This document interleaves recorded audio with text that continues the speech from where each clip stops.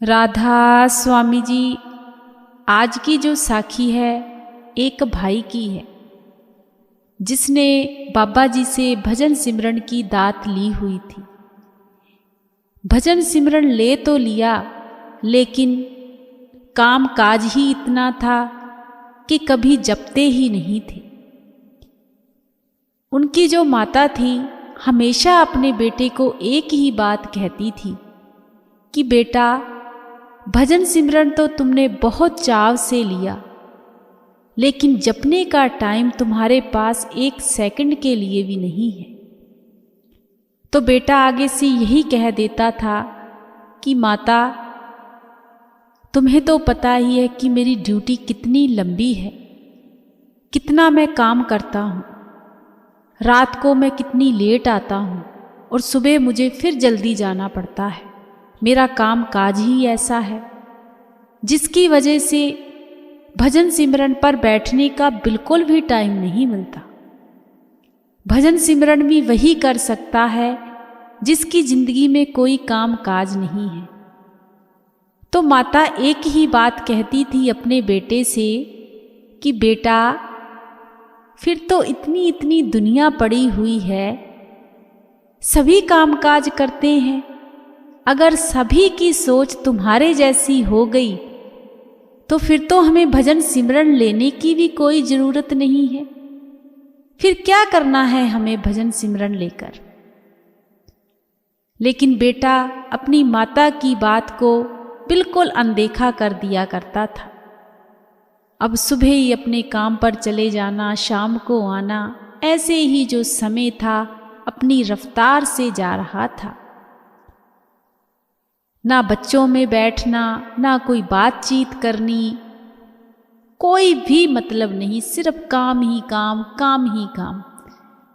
जिसे लेकर जो उनका परिवार था वह भी बहुत बार उनसे यही बात कहता था कि कामकाज तो सारी दुनिया ही करती है, लेकिन आपका पता नहीं कैसा कामकाज है कि आपके पास हमारे लिए एक सेकंड के लिए भी टाइम नहीं है। बच्चों का क्या प्यार आपसे होगा या आपका उनसे होगा जब आप उनके साथ कभी कोई बातचीत ही नहीं करते हो। तो वह भाई एक ही बात कह देता था, जा पैसा ले लो, जा मैं घर बैठ जाता हूँ, तो मैं तुम्ही सभी से प्यार किए जाता हूँ, जिਵੇਂ अच्छा लगता है वैसे कर लीजिए। अब इस बात को लेकर घर में बहुत बार लड़ाई झगड़ा भी हो जाता था, लेकिन वह भाई अपनी रफ्तार से ही चल रहा था। माता ने बहुत बार कहना, माता तो एक ही बात अपने बच्चे से कहती थी कि बेटा, सारे काम अपने अपने तरीके से करने चाहिए, परिवार को भी समय देना चाहिए, अपने काम काज को भी समय देना चाहिए, लेकिन सबसे जरूरी हमारी जिंदगी का जो लक्ष्य है वह भजन सिमरन है। अगर हम भजन सिमरन करेंगे तभी हमारा आगे का जो रास्ता है वह खुलेगा। लेकिन उस भाई को कुछ भी समझ में नहीं आता था। एक सेकंड के लिए भी वह भाई भजन सिमरन पर नहीं बैठता था। ऐसे ही समय बीतता जा रहा था। एक दिन वह भाई अपने काम काज पर गया हुआ था, तो उसका जो सर था, बड़ा साहब था, वह कहने लगा कि भाई ऐसा है, पहले तुम जिस तरीके से अपना कामकाज करते थे ना, अब वह बात नहीं रही। बहुत आलसीपन दिखाने लगे हो तुम, काम सही तरीके से करते ही नहीं हो, जो भी काम कर रहे हो उसमें बहुत सी तुम्हारी शिकायतें मिल रही हैं। लेकिन मैं बहुत दिनों से इस चीज़ को इग्नोर कर रहा हूँ कि तुम इतना पुराना काम करते हो तो कोई बात नहीं, आज सही हो जाएगा, कल सही हो जाएगा, लेकिन ऐसा कुछ भी नहीं हुआ। तो हमें तो यहाँ पर ऐसे इंसानों की ज़रूरत है जो रफ्तार से चले, फास्ट चले। यहाँ पर आलस का कोई काम नहीं है। तो तो वह भाई कहने लगा कि मैं तो साहब जी दिल से काम करता हूँ, आज तक मैंने कभी कोई ऐसा आलस नहीं दिखाया, आपको पता नहीं मेरे काम काज में कहाँ से आलस दिख गया। तो वह साहब कहने लगा कि मुझे अब तेरी जरूरत नहीं है, मैंने किसी और को रख लिया है, तुम्हें जहां काम मिलता है तुम वहां कर लो। जब उस भाई ने यह बात सुनी तो उस भाई को बड़ा धक्का लगा कि मैं समय से काम पर आता था, समय से जाता था, अपने घर परिवार को भी मैंने टाइम नहीं दिया, और आज मुझे एकदम से मुझे अपने काम से निकाल दिया। लेकिन घर पर नहीं बताया उस भाई ने कि मुझे काम काज से निकाल दिया है। अब ऐसे ही सुबह उठता था वह भाई, लेकिन अपने काम काज पर लेट जाता था, क्योंकि काम काज तो था नहीं। अब नया काम काज ढूंढते तभी तो जाते। तो 2-4 दिन से ऐसे ही चल रहा था, लेट उठता था वह भाई और लेट ही अपने काम पर जाता था, जल्दी घर आ जाता था। तो उनकी माता कहने लगी, बेटा तुम तो इतनी सुबह काम पर चले जाते थे, रात को आते थे, काफी दिन हो गए हैं, 3-4 दिन, क्या मालिक ने तुम पर रहम कर दी है? क्या अब जल्दी छुट्टी हो जाती है या फिर लेट जाते हो? ऐसा कोई क्या बात है? तो आगे से उस भाई ने कोई जवाब नहीं दिया, वह कहने लगा बस चल रहा है। तो माता ने फिर एक ही बात कही कि बेटा करने कराने वाला वो गुरु है, उन्ने ही सारा कुछ करना है, बाकी सारा कुछ झूठ है, अपने नाल कुछ नहीं जाना। जे तू ओदे ते भरोसा रखेगा ना ते तेनू हर खुशियां हर मुसीबतां तू दूर हो जाएगा।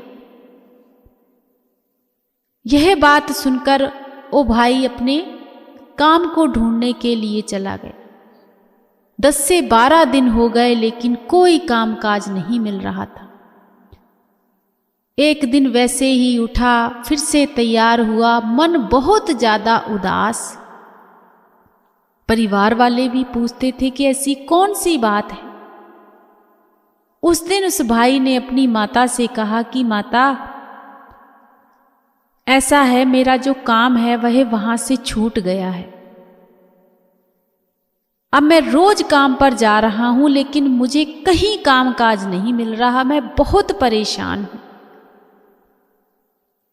जब यह बात माता ने सुनी तो माता कहने लगी, बेटा ये गल ते मैनू पहला ही पता सी कि तेरा बड़े दिनों का काम छुट गया है। तो भाई कहने लगा, उसका बेटा कहने लगा, तो माता फिर आपने मुझसे कुछ कहा क्यों नहीं? तो माता कहने लगी कि मैं सोच रही सी कि बेटा जब तक अपने मुंह से नहीं बताएगा मैं कुछ नहीं कहूंगी, लेकिन मैनू इन्ना भी पता है, अपने गुरु ते मैनू इन्ना भी भरोसा है कि काम ते तेरा लग जाना है। पर जे तू अरदास करेगा अपने गुरु अगे, क्योंकि ओदे घर कोई भी खाली नहीं रहता, उस मालक अगे फरियाद कर, भजन सिमरन करया कर। मैं तेनू हमेशा कहनी आ उस मालिक दा नाम जपया कर, देखी तेनू सारियां खुशियां मिलणगियां। अब उस भाई ने वैसे ही किया, अपने गुरु के आगे अरदास की कि हे सच्चे पातशाह, हे मेरे सतगुरु, मेरे ते रहम कर। की अरदास कीती कि बाबा जी मेरे तो भुल्लां हो गईयां ने, मैं तुहाडा भजन सिमरन भी करांगा, लेकिन मैनू एक बार बख्श लै और मैनू किते काम काज ला दे। अब ऐसे ही 1-2 दिन निकले और उस भाई के दोस्त का फ़ोन आया कि फलानी फलानी जगह बहुत अच्छा काम है और काम भी सिर्फ 8 घंटे का है, अगर तू करना चाहता है तो बता। वह भाई बड़ा खुश हुआ कि वाह, मुझे तो इतना अच्छा काम मिल गया। अब उस भाई को वह काम मिल गया, बड़ा खुश हुआ, परिवार वाले बड़े खुश हुए, माता बड़ी खुश हुई। माता ने फिर एक ही बात कही कि बेटा वेख ले, तू मालक अगे सच्चे दिलों अरदास कीती है ना। तू कहंदा सा ना कि मैं भजन सिमरन ऐस करके नहीं कर पांदा कि मेरे को टाइम नहींगा, लेकिन हुण ते बाबा जी ने टाइम ही टाइम दे दिता है।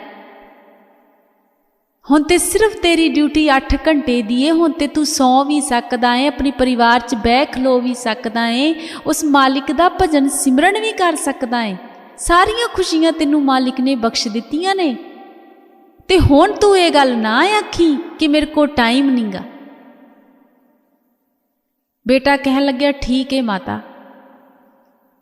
अब रोज अपनी ड्यूटी पर जाने लगा, टाइम से जाता था, टाइम से आ जाता था वह भाई, लेकिन भजन सिमरन पर फिर से नहीं बैठता था। कुछ दिन निकले तो माता ने फिर यही गल कही कि बेटा तेनू पता है जद तेरा काम नहीं सी लगदा ते तू की अरदास कीती सी, तू अज भी भजन सिमरन ते नहीं बैठदा। ते अग्गू कहन लग्या माता की तू मेरा सिर ही खांदी रहनी है, 24 घंटे नाम जप लो, नाम जप लो, भजन कर लो, सिमरन कर लो। नहीं हुंदा मेरे कोलों, मैं नहीं कर सकता, मैं आराम भी ते करना है, मेरे को नहीं हुंदा। मैनू ना आख्या कर, अज तो बाद मैनू ना आखी कि मैं भजन सिमरन करा, आपे कर लांगा मैं जदों करना है। माता नू इस चीज़ का बड़ा दुख लगा। माता कहन लगी बेटा कीता भी उन्ने ही सारा कुछ, ते तू अज सारा कुछ पा के ते भुल गया है। वो कहन लगा मैं कुछ नहीं भुलिया, जदों होएगा मैं आपे कर लांगा, तुसी जपिया करो। चलो समय बीतता गया, लेकिन वह भाई अपने भजन सिमरन पर नहीं टाइम देता था, बिल्कुल नहीं देता था।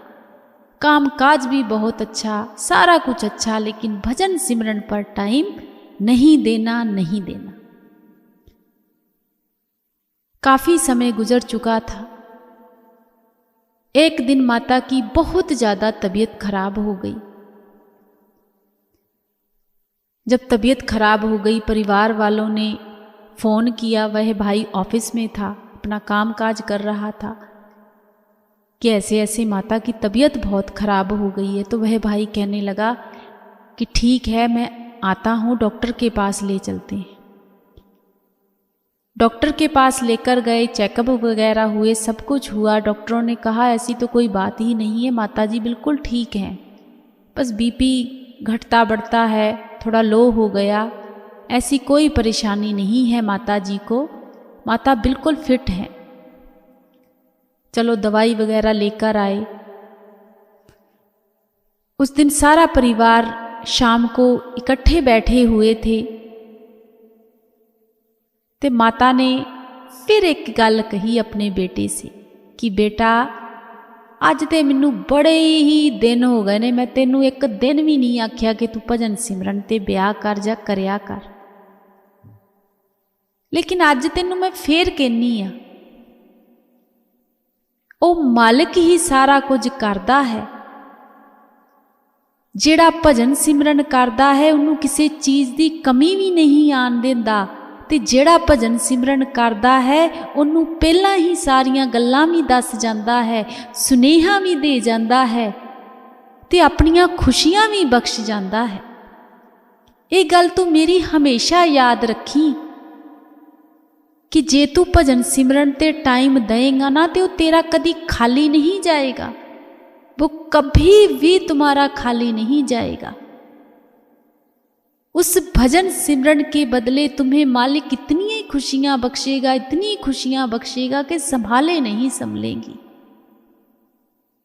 लेकिन बेटा तू सोच रहा होगा कि मेरी माँ फिर शुरू हो गई है, माँ माना ऐस करके, अगे तेरी मर्जी। बेटे ने कहा कि माता ऐसा है, तेरा बीपी तो वैसे ही लो है, तू दवाई खा ते आराम करते सो जा। वो कहन लगी चल बेटा तेरी मर्जी, जिवें तेनू चंगा लगदा है, बस मैं ते तेनू यही कहना चाहनी हाँ, वो सब जानदा है, वो सब करदा है। रात हुई, सुबह हो गई, सभी लोग उठे, लेकिन आज माता कहीं दिखाई नहीं दे रही थी। जब परिवार वालों ने देखा कि आज ते माता बाहर ही नहीं आई, देखे तो सही की गल माता ठीक तो है। जब माता के कमरे में गए तो माता की बॉडी बिल्कुल ठंडी हुई पड़ी थी। घबरा गए, डॉक्टर को बुलाया तो डॉक्टर ने कहा कि माता के शरीर में तो अब कुछ भी नहीं है, ये तो पहले पहर में ही खत्म हो चुकी थी, अब तो इसके शरीर में कुछ भी नहीं। अब उसका बेटा अपनी माता के शरीर पर अपना सिर रखकर खूब रोया, खूब रोया और कहने लगा कि मैं इतना बड़ा बेवकूफ, मेरी माता तो मुझे सब कुछ सुनेहे दे रही थी, लेकिन मैं समझ नहीं पाया अपनी मां को। इसका मतलब बाबा जी माता को बताकर गए थे कि तेरा समय आ गया है, लेकिन माता ने इसको बस अच्छे से हमें समझा कर नहीं गई, लेकिन बता गई, लेकिन हम ना समझे नहीं। और अपनी माता के ऊपर सिर रखकर कहने लगा, माता तू ते अज तक मैनू यही कहती रही, नाम जप लै, नाम जप लै, भजन करया कर, लेकिन मैं तेरी एक नहीं मनी,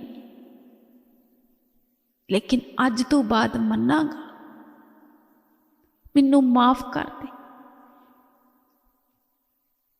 मेरे तो गलती हो गई है।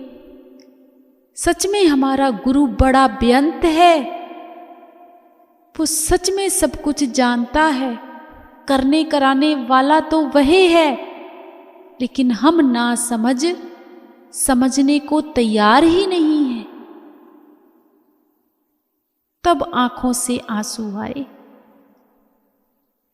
उस दिन से उस भाई ने प्रण ले लिया कि आज से मैं भजन सिमरन करूंगा। माता का जो भी होना था घर में सब कुछ उस भाई ने किया, लेकिन आंखों में आंसू, परिवार की आंखों में आंसू।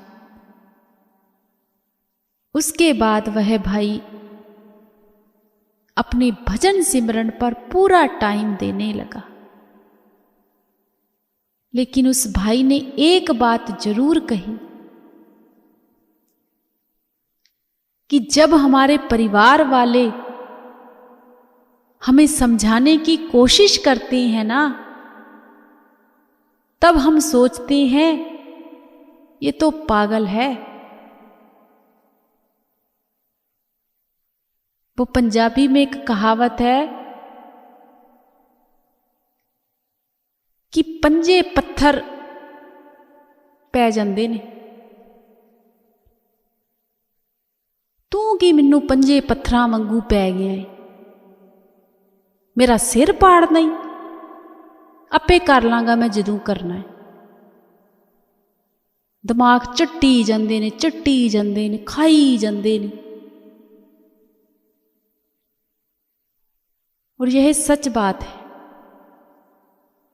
जब हम एक परिवार में रहते हैं और एक इंसान भजन सिमरन करता है, सच में अगर कोई दूसरा उसको ये कह देना कि तू ही जप लै, तू ही कर लै, तो असी उन्हें पागल समझते हैं, बेवकूफ समझते हैं हम लोग। लेकिन बेवकूफ़ वो नहीं होते, बेवकूफ़ हम हैं। हम समझ ही नहीं पाते कि अगला इंसान क्यों कह रहा है, किस लिए कह रहा है। उसमें हमारी कहीं ना कहीं भलाई है। सच बात तो ये है कि अगर हमें जपना ही नहीं होता तो हमें भजन सिमरन लेने की भी ज़रूरत नहीं है। क्यों भागते हैं हम लाइनों में, क्यों हम तड़फते हैं उस गुरु के लिए, क्यों तड़फते हैं हम उन शब्दों के लिए, जब हमारे अंदर चाहत ही नहीं होनी।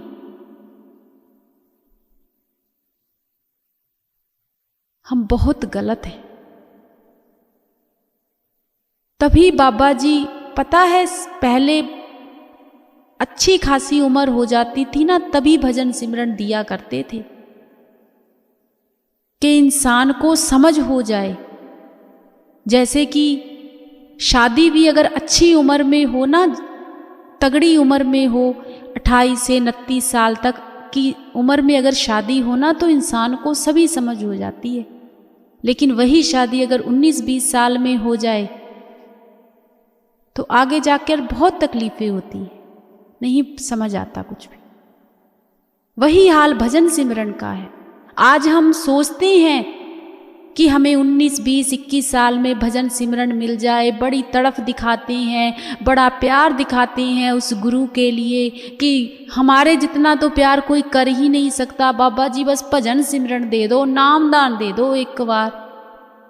लेकिन 20-21 साल में भजन सिमरन तो हम लोगों ने ले लिया। उसके बाद भाई शादी भी होनी है, बच्चे भी होने हैं, फिर असी कह दिन्ने हैं जी साडे को कित्थे टाइम है, घर गृहस्थी हुण शुरू हुई है, हुण कित्थे टाइम है, हुण नहीं। हम बहुत गलत हैं, क्योंकि हम गुरु के कहे पर चलना ही नहीं चाहते।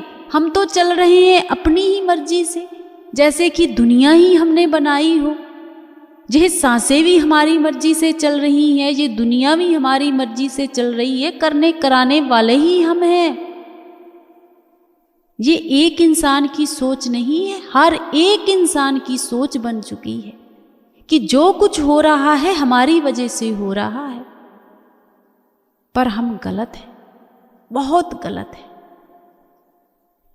हम कुछ भी नहीं कर सकते उस गुरु के बगैर, कुछ भी। ना तो ये हमारी सांसें हैं, ना ही हमारा ये शरीर है। वो कहते हैं ना, करे कराए आपे आप, मानिस के किज नाही हाथ। करने कराने वाला तो वह मालिक है। इंसान के हाथ में अगर सब कुछ होता तो फिर ते पता नहीं, अजे तक मैनू लगता है खत्म ही हो जाना सी सारा कुछ। क्योंकि इंसान तो बहुत कुछ कर रहा है इस सृष्टि पर, ये हो जाएगा वो हो जाएगा, लेकिन होता वही है जो गुरु करता है। तो हमें इस साखी से सिर्फ एक सीख मिली है कि जब घर में, परिवार में कोई बड़े बुजुर्ग हमें कहते हैं अच्छी बातें कि बेटा भजन सिमरन कर लो, टाइम दे लो, तो हमें सच मानिए अपने बड़े बुजुर्गों की रिस्पेक्ट करनी चाहिए, कदर करनी चाहिए। क्योंकि सच में ये मौका कभी बार बार नहीं आता। बड़े बुजुर्ग भी उस गुरु का ही रूप होते हैं। राधा स्वामी।